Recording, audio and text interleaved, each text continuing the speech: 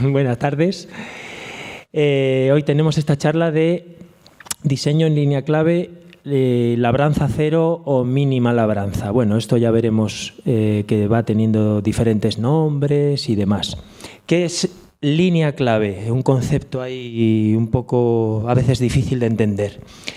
Línea clave es el manejo del agua, ¿no? Teniendo en cuenta la topografía. El hombre en su vida agrícola, sobre todo, se las ha ideado y ha hecho muchísimas cosas para intentar sujetar el agua, bien de riego o bien de lluvia, da igual, pero que el agua no corra por las laderas, erosione. Este es el extremo más, quizás, de los más sofisticados. Estas terrazas arroceras en toda Asia. Como aquí la gente, o sea, esto es una obra de ingeniería increíble y de esfuerzo y de todo, ¿no? O sea, esto tiene un trabajo tremendo. Sí. En España tenemos en muchas zonas montañosas las terrazas, ¿no? Las famosas terrazas de olivares, de viñedos, de todo este tipo de... Entonces, esto, una de las tiene muchas desventajas, es que tiene mucha energía y que hay que mover mucho el suelo, ¿no? El suelo es un ser vivo muy delicado también, con un potencial de regeneración increíble, pero que cuando lo andamos dando la vuelta, pues lo destruimos en muchas formas, ¿no? En el suelo, en las diferentes capas del suelo, están organizadas los seres que ahí viven, los microorganismos, que son uno de nuestros aliados en la fertilidad y en los cultivos, y también la materia orgánica en diferentes grados de descomposición, dependiendo de la capa en el suelo en la que está, están especializados en esa capa. Nosotros cuando labramos mucho el suelo, cuando movemos mucho el suelo, todo eso le damos la vuelta y lo desbaratamos y mucha materia orgánica se oxida, se convierte en CO2, que es carbono que está dando vida en el suelo, lo convertimos en un contaminante, ¿no? En CO2. Y muchos de esos microorganismos mueren. Entonces, esto es ahora mismo cómo se están haciendo las reforestaciones en España. Se intenta hacer eso de las terrazas, pero que tiene unos efectos bastante negativos en el suelo. El suelo se encharca un montón, esto lo hacen con maquinaria muy pesada, con bulldozers. La gente que hacía estas terrazas arroceras, primero quitaban el suelo fértil en un lado, luego allanaban y luego echaban el suelo fértil por encima con la misma capa de suelo fértil por todo. Eso, claro, tiene el doble de curro.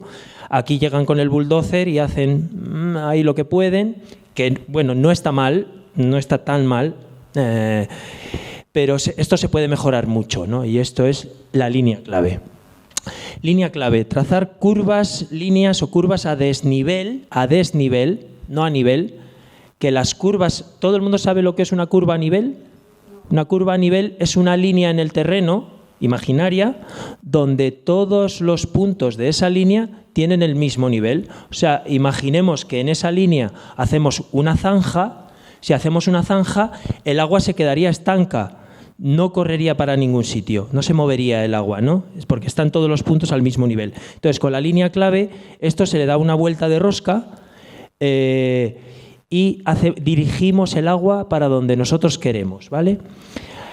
Además, hay que implementarlo, hay que trasladarlo al entorno agrícola mecanizado, ¿no? Entonces las líneas tienen que ser paralelas. Esto si lo quieres mecanizar. También hay gente menos mecanizada que tampoco hace falta que haya tantas paralelas, pero la idea de la línea clave es que haya líneas paralelas en trozos amplios de las parcelas, ¿no? Y para conducir el agua por gravedad hacia donde nosotros queramos. Las líneas o curvas a desnivel no pueden tener más de un 2% de pendiente. Eso quiere decir que en 100 metros lineales solo puede haber 2 metros de diferencia de altura entre el punto primero y el punto segundo. Bueno, esto aquí, términos, o sea, los cursos de curva de línea clave pues dan, o sea, no pretendo que salgáis de aquí entendiendo cómo hacerlo, pero el concepto sí, ¿no? Entonces, esto es un diseño hidrológico pues muy del mundo de la permacultura. Todo esto se puede hacer teniendo en cuenta sabiendo manejar la topografía, al fin y al cabo. Línea clave pues es un nombre de una técnica que creó un señor que se llamaba Parsifal Yeomans, australiano, que él era ingeniero de minas y además era agricultor y ganadero, y su trabajo en las minas era llevar agua por las montañas a kilómetros y kilómetros de distancia. Entonces tenía que llevar el agua en zanjas que no tuvieran demasiado desnivel. Él ya se dio cuenta que ese 2% de desnivel es el punto límite entre generar erosión y no generar erosión. Luego hemos descubierto en la agrimensura, que es una ciencia que manejaban muy bien los egipcios y seguramente otras muchas culturas, ya hablaban de este 2% de desnivel. El 2%, a partir del 2% se genera erosión, ¿no? Entonces, pues bueno, aquí hay un montón de cosas. Hay charcas que recogen agua de lluvia en los valles y el agua, nosotros con estos canales que se han construido por el hombre, llevan el agua hacia donde tú la quieres llevar, para regar, para dar de beber a los animales, para tal. Y luego por aquí debajo los cultivos, todos los cultivos siguen ese patrón de línea clave. ¿Qué hacen aquí estos cultivos? Bueno, pasa a la siguiente. O sea, al final sacamos agua de donde nos sobra. La mayoría de las veces es sacar agua de los valles hacia los cerros, hacia las lomas, ¿no? Pero a veces es al contrario, por circunstancias. Entonces, ¿dónde se puede implementar línea clave? En cualquier sistema agrario y ganadero también. En praderas, mejora de praderas, los bancales. No es lo mismo hacer los bancales en línea clave o curvas de nivel, que sería algo similar, que hacerlos de arriba hacia abajo, aunque ahora tenemos los goteos que riegan igual, da igual cómo esté el bancal, pero en cuanto nos caiga una lluvia fuerte, si el bancal está de arriba hacia abajo, eso va a generar erosión y va a generar muchas cosas negativas para nuestro suelo. En bancales, en huertas, las huertas que se han hecho toda la vida, pues lo mismo.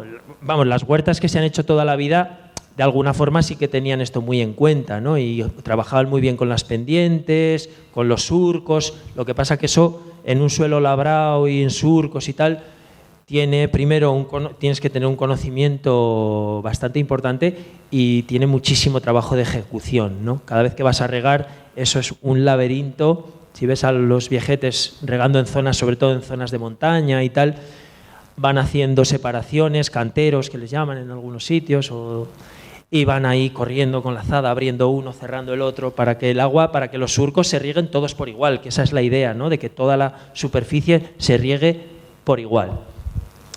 Canales de irrigación. Los caminos también, no es lo mismo tirar un camino así de arriba para abajo que tirar... Uy, sí, perdón. ¿Veis bien? ¿Ves bien? Sí. Que tirar un camino con estas trayectorias que nosotros, ese camino en su cuneta, nos puede estar dirigiendo agua hacia donde nosotros queramos. Y además ese camino, si lo hacemos con una pendiente determinada y en los sitios determinados, no nos va a generar erosión. Y va a tardar mucho más aparecer estas cárcavas que aparecen en los caminos y demás.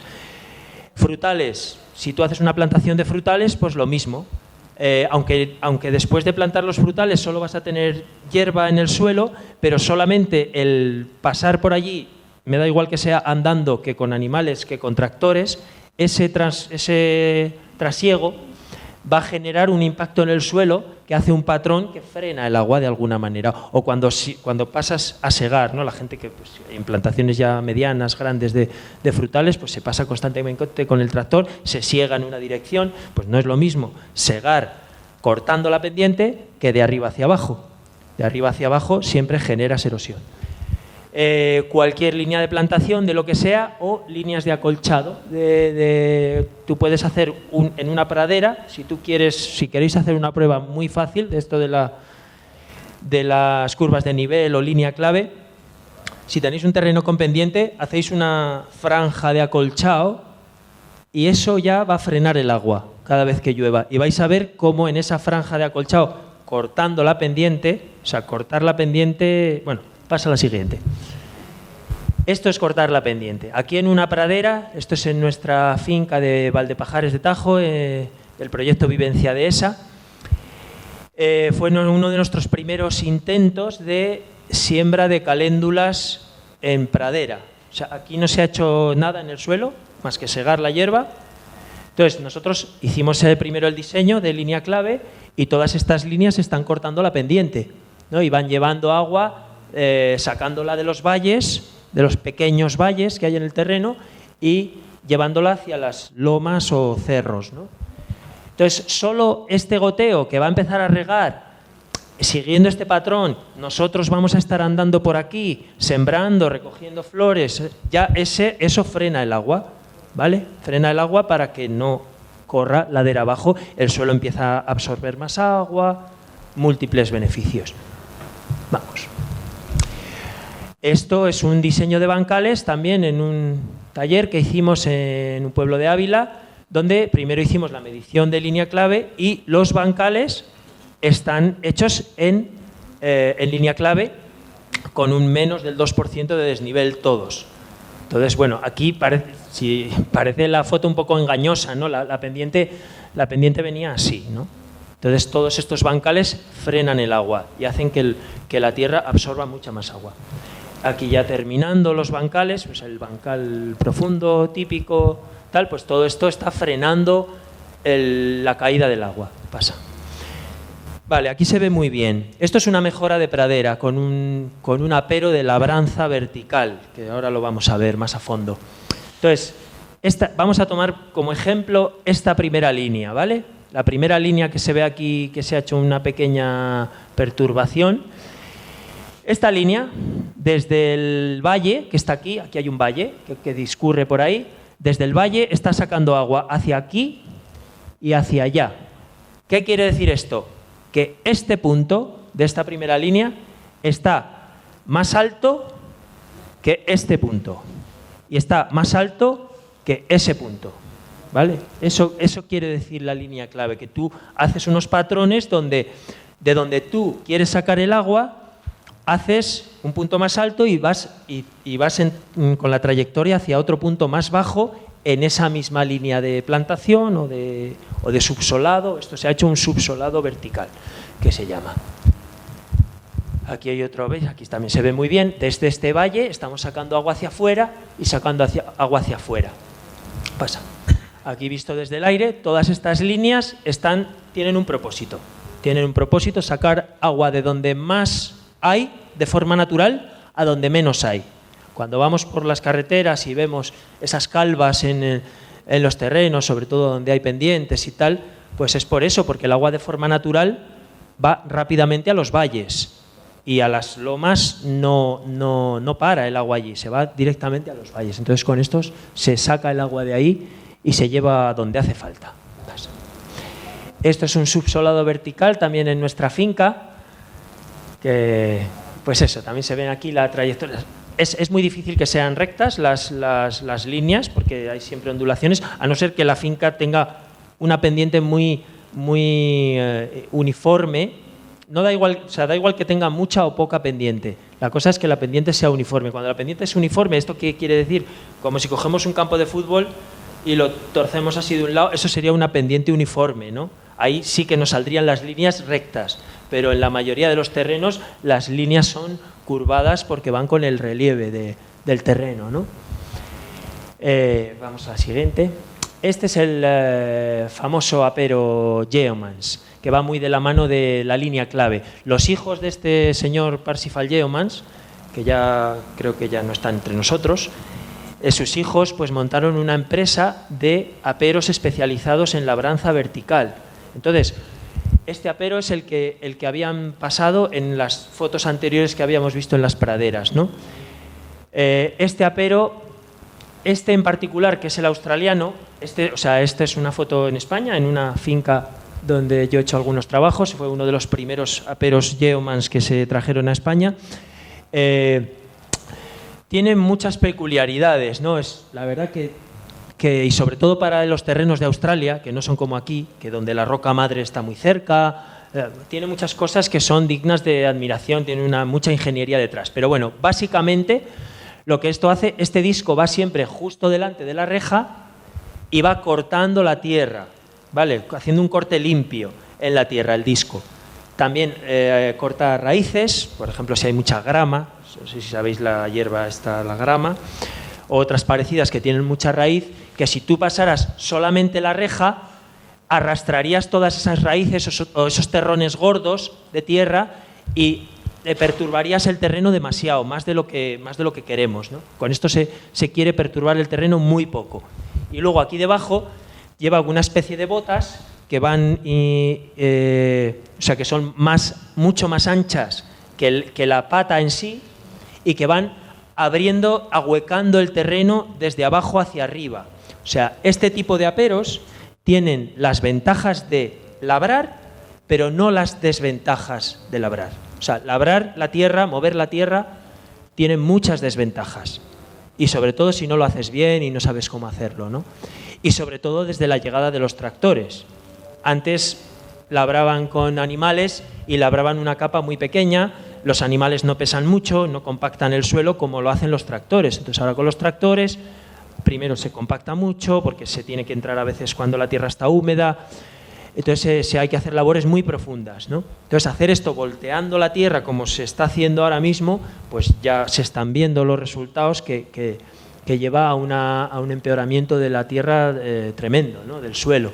Entonces esto lo que hace es ahuecar el suelo, lo airea, le da oxígeno, que es importante para el suelo, darle oxígeno, pero no lo voltea, no voltea las capas, no cambia las capas de la tierra, deja las capas del suelo tal y como están. Ya más o menos en esta fotograma se ve cómo está. Aquí debajo, la bota que hemos visto antes en el otro va escondida dentro de la tierra, va metida dentro de la tierra y va ahuecando el suelo. Veis que le va haciendo un corte, aquí por donde está pasando la reja, está levantando el suelo, pero ya aquí atrás, que casi no se ve, tú después de pasar el apero, tú ves el suelo como, pues un poco como esto, ¿no? Ves unas líneas por donde ha pasado el apero, pero la pradera está intacta casi totalmente, ¿no? Pero está ahuecada.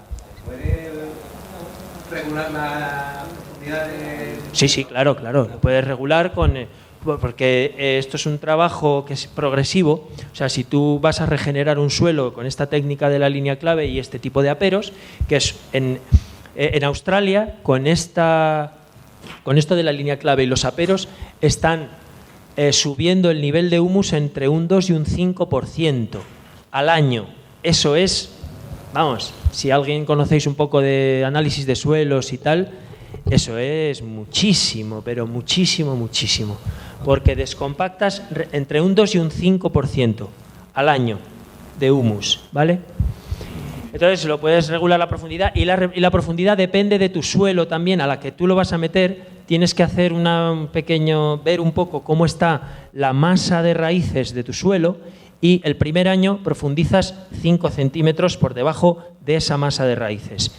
El siguiente año un poco más y el siguiente año un poco más. Y después de 3 años ya no necesitas más el apero porque ya le has dado al suelo una profundidad de drenaje y o sea, aquí también lo que se hace, se matan unas poquitas hierbas cuando pasa o sea, esta reja mata unas pocas hierbas a su paso, pero es que todas las que quedan alrededor tienen un nuevo nicho donde extender sus raíces tremendo, ¿no? O sea, esto lo están usando mucho los ganaderos. En Australia, que es de donde es originario, Estados Unidos, que también se utiliza mucho y tal, los ganaderos para mejorar praderas, porque consiguen mucha más hierba al año siguiente, ¿no? Este es un apero también, igual, para tiro animal, ¿vale? O sea, que hay de todas las dimensiones. A nivel manual, pues lo más parecido a esto sería la horca, las horcas, estas que son como un tenedor, las hay de un mango, de doble mango. Con esto ahuecas el suelo, pero no lo volteas, ¿no? Que eso tiene muchísimos beneficios para el suelo. Pasa otra. Este es otro apero alpargatizado, decimos, ahí en la finca de Valdepajares, con un motocultor. Esto es un motocultor de 2 ruedas tiene bastante potencia, de 18 caballos, un Pasquali de estos de toda la vida, Agria, Pasquali, legendarios. Pues bueno, es una pedazo de reja, o sea, esto tiene mucho tiro y con eso hay un vídeo colgado, Vivencia Dehesa, si metéis Vivencia Dehesa, apero, en YouTube tenemos un vídeo con este apero y vais a ver cómo va trabajando, va levantando el suelo, ¿vale? Y dejándolo en el mismo lugar, o sea, oxigenando el suelo y haciendo también lo que hace es ese pequeño canal por donde el agua se queda ahí en ese canal, no se va a ladera abajo y se redistribuye con esa trayectoria que nosotros le hemos dado, ¿no? Este es otro apero que también hicimos, o sea, este no lleva disco, sí que aquí la pletina, que los otros también lo tienen, la pletina tiene que ser un poco cortante, ¿vale? Para que no haga mucha resistencia al suelo. Este fue este lo quería poner porque, vale, que no hace falta tampoco, sobre todo si tienes una finquita pequeña, o sea, que no hace falta altas tecnologías, se puede hacer a muchos niveles. O sea, ese de alta tecnología te va a dar más rendimiento, pero si no tienes otra cosa, empieza. Esto es un apero reciclado que por ahí, vamos, están por media España tirados. Ya la gente no las usa. Le cambié la bota a esta, le puse una bota de subsolador, que se compra en cualquier sitio agrícola, tal. Y la verdad que muy bien con este apero también. Esto es una foto de unos amigos de un pueblo de Badajoz que el primer año que empezaron a hacer línea clave, que bueno, era el primer año y hicieron ahí como pudieron, como supieron, y con un apero tan rústico o más que el que acabamos de ver, ¿vale? Pues vino la primera lluvia fuerte y este agua, ¿veis alguna diferencia, no? Esta sale marrón, sale llena de nutrientes, vida y dinero, también, del propietario de la parcela, de su vecino, que había labrado el suelo, como hace todo el mundo. Y esta, que sale mucha más agua de su finca, sale clara. No estás perdiendo tu capital, tu fertilidad, ni la vida de tu suelo, ¿no? Vamos. Este ya es el galáctico. Este apero es el apero Geomans original y además lleva una cuba y una sembradora, ¿vale? Este apero va pasando por la tierra y por detrás de cada reja, tiene 3 rejas pueden tener 1, 2, 3, las que sean.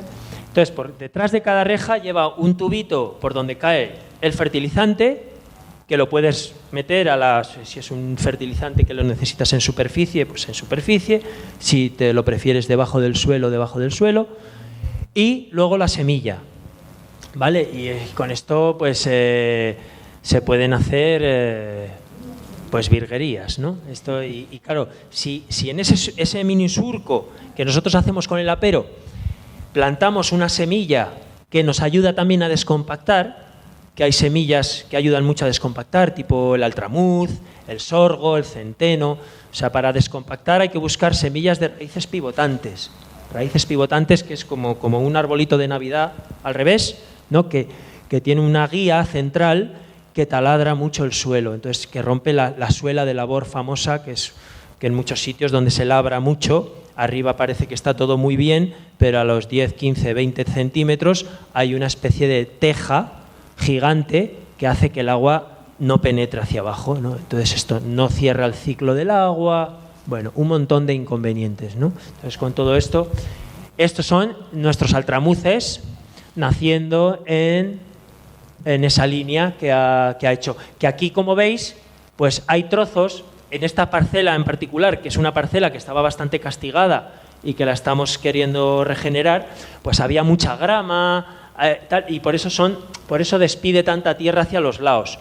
¿Sabes? Cuando ya en un suelo no hay tanta grama y tal, el corte que queda después de la reja es muy limpio. Parece que han pasado un cúter gigante, ¿no? Por ahí. Y tal. Entonces ahí van naciendo pues, siembra de leguminosas que nos está dando pues muchos beneficios al suelo. Y aquí quería empezar con el tema de labranza cero o mínima labranza.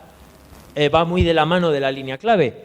Hay muchos sitios donde lo hacen, que son llanuras, en Estados Unidos, en sitios que ahí, bueno, no es tan importante la línea clave para ellos, ¿no? Pero en sitios con un mínimo de pendiente, meter en el mismo paquete labranza cero o mínima labranza con línea clave es fundamental, ¿no? Porque necesitas que no te erosione. Entonces, hay sembradoras específicas de labranza cero, ¿vale? Esto fue el inicio de la labranza cero, fue una corriente que empezó por ahí en los 90, que venía acompañado de el glifosato, del famoso herbicida, que antes, o sea, estos hacían siembra directa, pero no sobre pradera. Primero mataban la pradera o toda la hierba o todo lo que hubiera vivo por allí, y después sembraban sobre ese Chernóbil, ahí sembraban sus semillas con unas sembradoras distintas a las que ha habido tradicionalmente, unas sembradoras que, bueno, llevan más tecnología que las habituales, unos discos, hay de diferentes tipos, ¿no? Pero claro, cuando haces siembra en praderas y tu suelo empieza a estar bien, pues yo que busco mucho información por internet, por YouTube, tal, me gusta mucho un vídeo que se titula Labranza cero en Sinaloa, en México, que sale un agricultor de allí diciendo que un tío que siembra muchas hectáreas de maíz, que él empezó a hacer siembra directa y claro, le venía el paquete desde Estados Unidos con una máquina que le costó mucho dinero y tal, con sus discos, sus tal, no sé qué. Dice, y al final, ya cuando fuimos practicando y fue practicando más gente y vimos estos aperos de labranza vertical, nos dimos cuenta de que lo realmente importante de una sembradora de siembra directa, o sea, que te la puedes hacer tú, es a lo que voy. Puedes coger una sembradora vieja, cambiarle las rejas, hacer una especie de rejas como las que hemos visto antes, aunque sean pequeñito, pero que tengan y que tenga un disco delante que corte. O sea, lo mismo que hemos visto antes, pero en pequeño. Eso ahora hay muchas sembradoras de siembra directa que llevan ese mismo sistema, ¿no? El disco con la reja con bota debajo para que ahueque el suelo. Y en ese nicho que has matado a lo mejor un trocito de hierba así, pues en ese nicho tu semilla tiene muchas más posibilidades de tirar para adelante que si lo echas así tal cual en la pradera, que también se puede hacer. Lo que pasa que para eso sí que viene bien que el suelo ya tenga cierta fertilidad. O sea, empezar de un suelo muy castigado a hacer siembra directa, te tienes que ayudar con ciertas cosas, ¿no? Te tienes que ayudar pues con este tipo de aperos, con tal, pasa. Entonces, ¿cómo te puedes ayudar a hacer siembra directa? Utilizando plantas de raíces pivotantes y profundas. O sea, si no tienes tractor y tienes una finca pequeña y tu suelo está mal, está compactado, está tal, empiezas comprando semillas. Las semillas valen poco y buscas semillas de raíces pivotantes, ya digo. Sorgo y altramuz y el centeno, a mí de las que conozco son las tres que más me gustan, seguro que hay más. Y estas es que las echas encima del suelo y que les caiga un poquito de humedad, y si las tienes que germinar, si es un trocito pequeño, hablando de huertos familiares o tal, si las tienes que germinar tú con la manguerita, pues las germinas hasta que ellas germinen y tal. Entonces esas plantas con un mínimo de energía nos van a traer muchos beneficios al suelo, ¿vale? Sembradoras de siembra directa comprada o adaptada. Esto es lo que decía antes, de que hay sembradoras que están en el mercado que están muy bien y funcionan muy bien, pero que valen pasta. Para gente que tenga quizá muchas hectáreas seguramente le merece la pena, pero que se pueden adaptar las sembradoras de toda la vida muy fácilmente a siembra directa. Y de hecho, cuando un suelo ya tiene un nivel de humus ya importante, con una sembradora de toda la vida, yo conozco gente que ya durante unos años han hecho un trabajo de mejora del suelo y han sembrado cereales en pradera, en su pradera que ya estaba muy buena. Estos tienen vacas, por ejemplo, y tenían una pradera que ya con las vacas la habían mejorado mucho y se pusieron a hacer siembra directa con su sembradora de toda la vida y cogieron alrededor del 60% más de producción que la media de su zona labrando el suelo. La media que hay en su zona, estos están en un pueblo de Valladolid, cogieron alrededor del 60% más. Combinaciones de semillas de diferentes especies para generar suelo fértil, cultivos de cobertura o cover crops. Cultivos de cobertura es el nombre en castellano y cover crops en inglés, que esto creo que se originó en Estados Unidos. Ahora, en este tema de los cover crops, la gente, por así decirlo, siembra cosechas, o sea, hace siembras de abonado. ¿Esto qué quiere decir? Que tú vas a sembrar lo que sea, altramuces, centeno, sorgo, o lo que hacen esta gente es ya sembrar. Ahora he leído el otro día que están sembrando 80 especies diferentes en la misma siembra. Cuando hacen la siembra, echan 80 especies diferentes. Además que estos ya tienen los suelos medio bien y muchos de ellos siembran con una abonadora. Con una abonadora de estas que te tira las bolitas de abono, meten ahí todas las semillas. También los hay que, bueno, más que siembran con sembradoras y tal. Entonces, eso, el meter muchas especies juntas de algo en un suelo tiene múltiples beneficios porque hay muchas sinergias entre todas las especies. Lo que una no puede traer, lo trae la otra, una profundiza más que otra. Y recuérdame cómo se llama esto de los minerales que generan nuevos... La geoquímica. Geoquímica hablábamos de... Geoquímica, sí, creo que tiene un nombre más específico. En fin, cuando hay mucha mezcla de plantas, entre ellas generan sustancias, generan minerales que antes no existían. O sea, elementos químicos. Por ejemplo, en un suelo que hay poco calcio, con ciertas interacciones entre raíces, partiendo de otros elementos, generan calcio. Cosas muy flipantes. O sea, que bueno, nos ratifica una y otra vez que en la diversidad está la riqueza, ¿no? Y que eso se puede llevar al mundo agrícola también, ¿no? Para mejorar suelos. Entonces, muy interesante esto de los cover crops o cultivos de cobertura. De todo esto que estoy mencionando, estos nombres de técnicas y tal, hay bastante información en YouTube, vídeos, cosas muy gráficas que, aunque no hables inglés, te lo ves y te quedas con la idea. En español también hay mucho vídeo y mucha información, pero de algunas de ellas, por ejemplo, de esto de los cover crops, hay mucho más en inglés que en español. Vale, otra de las herramientas que tenemos para hacer siembra directa o mínimo laboreo. Bolas de arcilla o nendo dango. Muchos habréis oído hablar del señor Fukuoka, que pues, ideó todo un sistema de sembrar arroz y otros cereales, y huerta también. Él sembraba su propia huerta con este mismo sistema, peletizaba las semillas, por así decirlo, las hacía unas bolas de arcilla.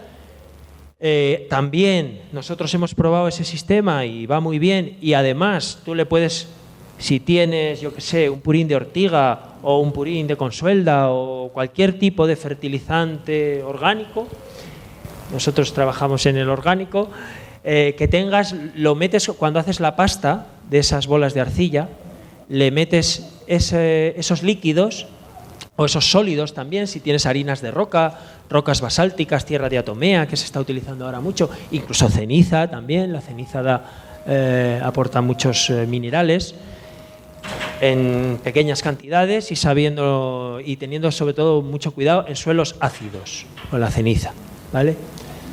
Pero bueno, luego veremos más a fondo cómo funciona este proceso de creación de suelo. Y luego a pequeña escala con bancales acolchados. El bancal profundo para desencrestal.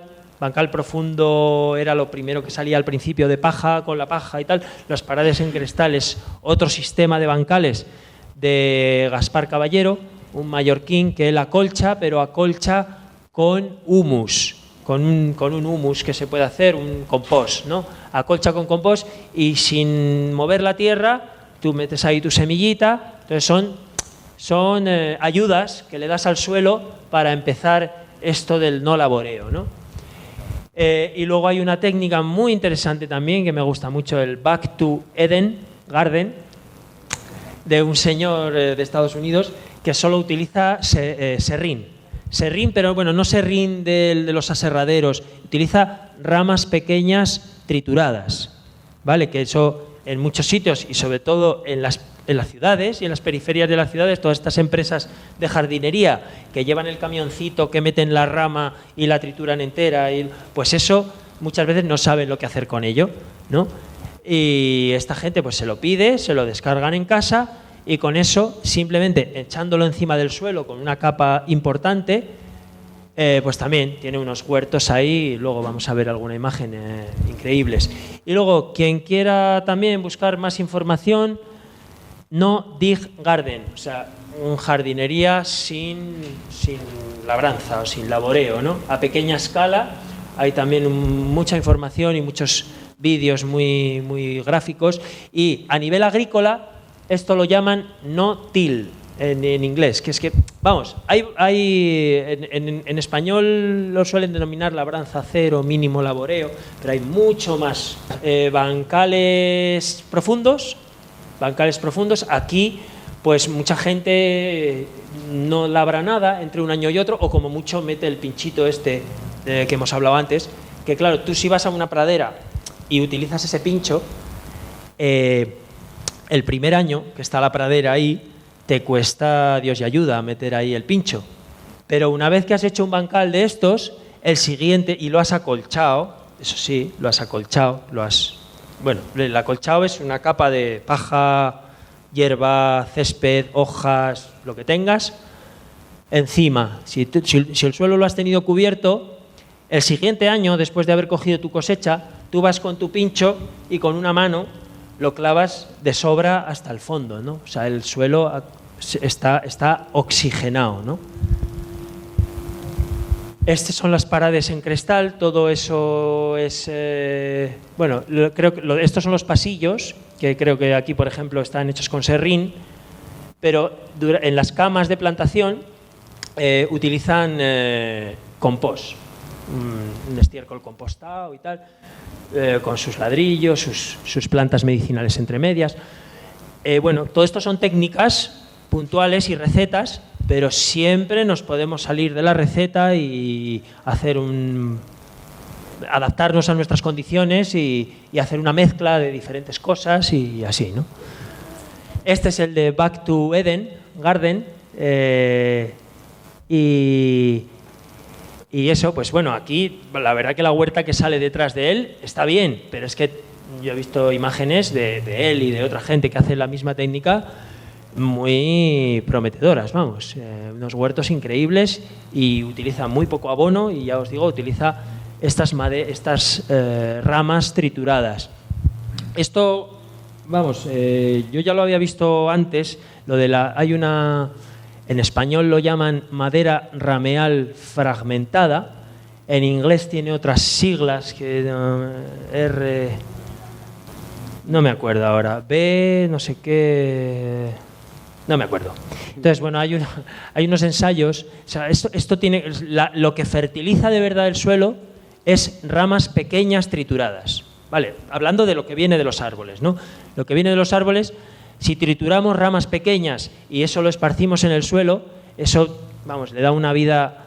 Y además, yo leí unas pruebas que habían hecho en Canadá con cereal, para nada echando la capa que echa este señor, sino echando esparcido así por toda la propiedad.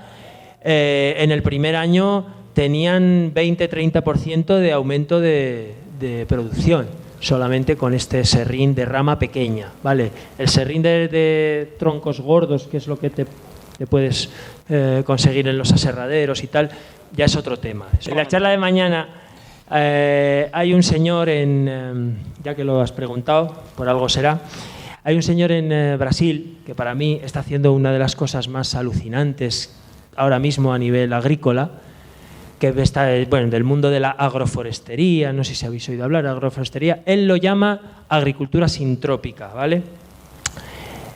Agricultura sintrópica, Ernst Gosch, es un suizo y tiene muchas consonantes seguidas. Bueno, pues a este señor le llevaron a la cumbre climática de París del año pasado Para contar su caso, este hombre ha cambiado el clima de su región, trabajando en una finca de 500 hectáreas, ha cambiado el clima de su región. Llueve más, todas las fuentes y arroyos que tenía en su propiedad, que se secaban la mitad del año, fluyen todo el año y bueno, tiene unas plantaciones increíbles. Y su base de abonado para estas plantaciones es el eucalipto. Vale, os cuento rápidamente. Él planta eucaliptos primero en líneas, como a unos 5 metros, de lo que, como se plantan los frutales más o menos aquí, ¿no? Primero planta eucaliptos, luego en esa misma línea planta bananeras, en los lados planta arbustos comestibles de fruto, en las calles planta hortalizas y dice que en su propiedad, a partir del 8º año, ya no tuvo que importar ningún fertilizante de fuera. El eucalipto, planta eucaliptos de estos, de los blancos que son rectos hacia arriba y los poda constantemente y esa rama la tritura. El problema del eucalipto es cuando hay un bosque cerrado de eucaliptos, ¿vale? Ahí sí, el eucalipto coloniza y no deja a nadie, pero el pobre eucalipto, que es parte de este universo como nosotros, pues él no es malo ni es bueno, es solo cuando se... Sí, tiene muchos alelopáticos su hoja, pero otra vez, cuando un suelo está bien, el suelo gestiona todo eso y más, porque está preparado. A ver, este hombre no solo tritura eucalipto, ramas de eucalipto, también las bananeras producen mucha materia orgánica que luego tritura, todos los restos de cosecha, pero una parte muy importante de su abonado son ramas de eucalipto, ¿no? Entonces, que no hay normas y no hay... todo es muy variable, y más hablando de vida, ¿no? Todo es muy variable y ya os digo, un suelo en buenas condiciones, esa microbiología que hay ahí, eso gestiona lo que sea. Pero cuando un suelo está en una condición medianamente buena, ¿vale? Y en una condición óptima, vamos, ahí échale lo que quieras, que lo va a compostar.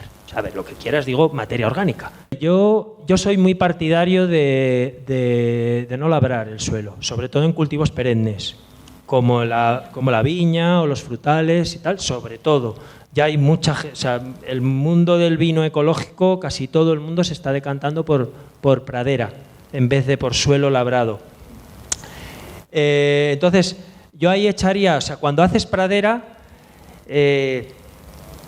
a mí me gusta echarlo, yo tengo cultivos de olivar y tal, entonces espero a echarlo cuando la hierba está alta, ¿vale? Cuando la hierba está alta y intento echar un estiércol que esté bien compostado, con lo cual ha reducido mucho el volumen. Entonces, el problema del estiércol es que le dé el sol, ¿vale? Entonces, cuando está la hierba alta, tú lo echas, por así decirlo, entre la hierba lo tapa y luego esa hierba haces con ella lo que sea, la siegas, la tumbas, tal. Entonces, o sea, no es solo una receta, son un montón de cosas que hay que tener en cuenta, ¿vale? Otra cosa importante cuando pasas de suelo labrado a pradera, en una viña, en un olivar o tal. Yo tengo amigos que lo han hecho, sus propiedades que han pasado, y dicen que el primer año sobre todo hay cierto estrés, ¿vale? Se tiene que acostumbrar porque, claro, es un cambio muy grande, pero es muy importante cómo gestionas la hierba y en qué momento la gestionas. A mí, para praderas verdes, hay mucho mejor que segar o que triturar. Para mí es un invento que también está por ahí, que mañana lo voy a enseñar más a fondo, que se llama... Oye, también hay una imagen, que se llama roller mulch, o roller mulching, o rolo faca también. Si metéis en YouTube rolo faca o roller mulching o roller crimper, ahí salen unos rodillos, que yo es lo que utilizo ya desde hace 3 años en mis olivos y en todos los sitios que puedo. Es un rodillo que en vez de segar la hierba, la mata, pero no la corta. Solamente lleva unas pletinas que apoyan en la hierba y la estrangula, por así decirlo, pero la deja entera, tumbada en el suelo, ¿vale? Eso es muchísimo mejor que segar o que desbrozar. Cuando desbrozas se hacen muchos trocitos pequeños y la mayoría de esos trocitos pequeños se oxidan y el suelo no los convierte en humus, ¿vale? Entonces, con esta técnica, yo ¿cómo haría un abonado de estiércol en una pradera verde de una viña? Dejaría que la hierba crezca bien hasta que empiece a florecer. O sea, la hierba, hasta que no empieza a florecer, no chupa nada de la tierra. Nutrientes, hablando de nutrientes, ¿vale? Entonces yo la dejaría hasta cuando empieza a florecer, ahí echaría el estiércol, que se quede un poco escondido y seguidamente tumbaría esa hierba. Vas a tumbar esa hierba y al estiércol no le va a dar el sol, ¿vale? Otra forma que se me ocurre es con la labranza, sí, con la labranza, perdón, que me había ido yo ya a lo mío. Con la labranza, enterrarlo poco. Enterrarlo depende de cómo está de fermentado. Si está fresco, yo no lo echaría. Este es un tractor que va con un rodillo de esos delante, tampoco. Nada, este tampoco. Perdón.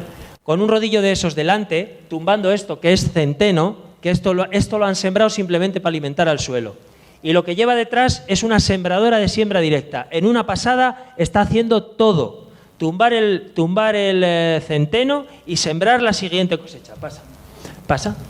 Esto se diferencia entre, en la misma finca, suelo labrado y siembra directa. ¿Veis? El agua estancada, esto es antivida. El agua si vuestro suelo no drena, está compactado. Eso es antivida. Aquí el suelo drena. Ha sido una lluvia muy potente. Esto es una de nuestras primeras siembras. Todo esto que parecen lechuguitas entre la pradera se plantaron donde salían antes las mangueras de goteo tendidas en la pradera. Estas plantas, bueno, no sé si se aprecia bien, están mucho más vigorosas que la hierba. O sea, nosotros sabemos que vamos a seguir teniendo hierba, pero la hierba no nos molesta. De hecho, la hierba, si sabes manejarla, es un gran aliado porque te da muchas toneladas de materia orgánica gratis por arte de sol y agua. Y hasta que no empieza a florecer, no chupa nutrientes del suelo. ¿Vale? Entonces ahí lo vamos segando. Se convierte en esto. Todos estos huecos son de jabalís, corzos y demás, pero el vigor de estas plantas que se cogen semanalmente es bastante bueno. ¿Pasa? Otro bancal, nuestras plantas con las que elaboramos nuestra cosmética natural. ¿Cómo se forma el humus? El humus es lo que da la fertilidad a un suelo. Es la única referencia que nosotros tenemos para saber si un suelo es fértil o no. La cantidad de humus que hay. ¿Cómo se forma el humus? Con la regla de las 3 M's. Materia orgánica, macro y microorganismos y minerales. Si cualquiera de estas 3 patas no está, no va bien la cosa. Dale, sigue dándole. Aquí, por supuesto, que influye el aire, los gases que hay en el suelo, de todas las digestiones de los microorganismos y macroorganismos y de las exudaciones de las raíces de las plantas. Que esas exudaciones de las raíces de las plantas están desintegrando la roca, los restos de roca, los restos de piedrecitas de la roca madre que hubo en su día. Esas exudaciones de las plantas rompen los minerales para que los microorganismos se los puedan comer. Y luego los microorganismos lo digieren y se lo dan a la planta hecho comida, hecho minerales biodisponibles. Sigue. Aquí interviene el agua, por supuesto, y en el centro tenemos el humus. ¿Vale? Cuando labramos mucho, pues destruimos mucha materia orgánica y por eso en agricultura ecológica, donde se labra como se ha hecho siempre y tal, hay que aportar cantidades muy importantes de estiércol, tal. Entonces, perdona, no sé si he acabado antes. Yo un estiércol fresco jamás lo echaría. Haría una buena pila y aunque no lo muevas él solo, que se composte ahí, es mejor moverlo, pero bueno, si no lo puedes mover, no tienes... ¿Cuánto tiempo? Mínimo 6 meses. Si puedes 8 o 9, o vamos, los ganaderos normalmente, yo soy de una zona agrícola y donde vivo ahora también, Y normalmente ellos tienen sus pilas de estiércol compostado, porque todo el mundo pide estiércol compostado, ¿no? A un señor que cultive huerta trae muchos problemas echar estiércol fresco, ¿vale? Esto es una técnica de análisis de suelo casero que se llama cromatografía, que no podemos entrar en detalle, pero que es también... Todo esto que estoy explicando también, perdón, está dentro de un paquete que se llama agricultura regenerativa, que hay un montón de técnicas, no solo las de las que he hablado hoy, sino otras muchas, de regeneración de suelos, no de conservación. Conservar es dejarlo en el mismo estado. Regenerar es ir a mejor, ¿vale? Agricultura regenerativa, para mí, un cambio de paradigma en el mundo de la agricultura y la ganadería. Hay una asociación en España bastante activa, Agricultura Regenerativa Ibérica, y todos estos temas, cursos, nosotros también hacemos cursos como parte de esa asociación en la finca y otra gente por toda España. Bueno, hay bastante movimiento en el mundo agricultura regenerativa y mucha información muy valiosa. Entonces, un suelo bien manejado y un suelo mal manejado. Las raíces de las plantas están, primero, absorbiendo muchísimo CO2, las plantas por la fotosíntesis, el suelo, por el hecho de tener humus, el suelo absorbe CO2, ¿vale? Solo por el hecho de tener humus, y este suelo drena bien. Este suelo no. Esto es la diferencia entre un apero de toda la vida, unos cultivadores, de estos que botan, y esto es un apero de labranza vertical, ¿no? ¿Veis? Y esto es el gráfico de lo que hacen estas rejas en el suelo, desde abajo. Es ahí donde está el triangulito, va la bota que va levantando el suelo, ¿vale? Y lo vuelve a dejar en el mismo sitio. O sea, la que pasa lo va levantando y lo vuelve a dejar en el mismo sitio. Sí. Vale, ¿me habían dado 10 minutos más? Sí. Vale. ¿Y pasa? La velocidad de crecimiento y el volumen de las raíces del planta por unidad de suelo determina el incremento en carbono orgánico en el mismo.